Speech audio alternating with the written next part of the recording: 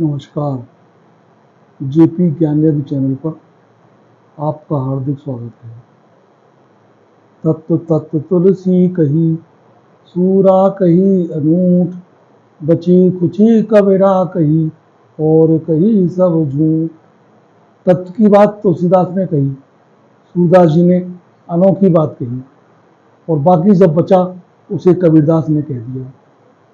और जिन कवियों ने जो रचनाएं लिखी हैं वे सब झूठ हैं।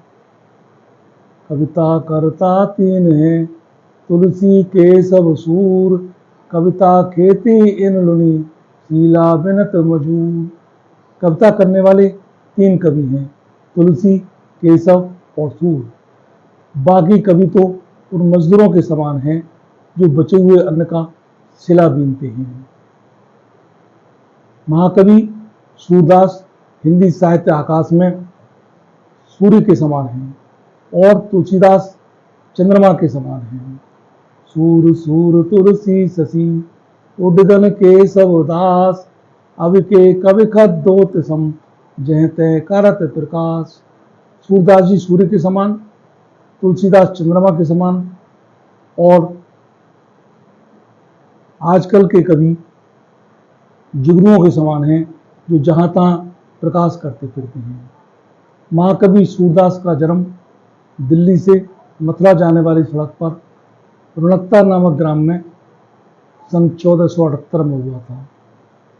कहा जाता है कि ये महाकवि जन्म से अंधा नहीं था, क्योंकि अगर जन्म से अंधा होता तो इसका बाल वर्णन इतना स्वाभाविक नहीं होता कि आज अगर हम इसके बाल वर्णन में श्री कृष्ण के स्थान पर अपने पप्पू का नाम रख दें तो हमें लगता है कि हमारे बच्चे ही हमारे सामने क्रीड़ा कर रहे हैं।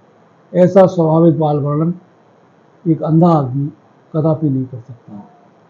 हाँ, ये कहा जाता है कि इन्हें कम दिखाई देता था और एक बार ये कुएं में गिर पड़े, तब भगवान श्री कृष्ण ने इन्हें हाथ पकड़कर कुएं से बाहर निकाला और फिर वो हाथ छुड़ा करके सूरदास से जाने लगे। तब सूरदास ने कहा, बाएं छुड़ाए जात हो, निवल जान के मोय, हृदय तय तब जाओगे, सबल समझूंगो तो। तुम मुझसे बाएं छुड़ा कर जा सकते हो, लेकिन मेरे हृदय से अगर कभी जाओ तब मैं तुम्हारे लिए सबल समझूंगा। ऐसे कहो संदेश ला, हे भौरा एकाग, शोधन बिरह जरमुई, के दुआ हम लाग। ये प्रेम की उत्कृष्ट अभिलाषा का वर्णन यहाँ कभी जायसी ने किया है। कहते हैं कि प्रिय कहो संदेशा, तेरे प्रिय से जाकर के ये संदेश कह देना, हे भौरा हे काग, हे भौरा हे काग, कि जो तुमसे प्रेम करती थी वो जलकर मर गई है और उसका धुआं हमें लग गया, जिससे हम काले पड़ गए। ये तन जारों चार कर, कौ की पवन उड़ाव, मगतो बारग उड़ पड़े, कंत जने धरे जे पाव।